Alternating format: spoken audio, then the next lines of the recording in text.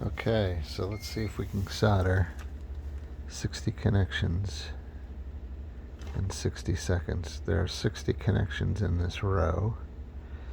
This is a pretty high density connector, so it's going to be kind of challenging, but the key to soldering is actually controlling how much solder flows into the connection.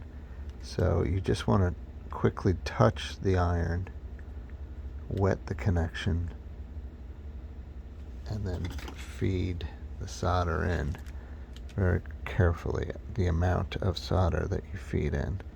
If you do that, you can do, actually it's quicker because this video is only 60 seconds. There it is, 60.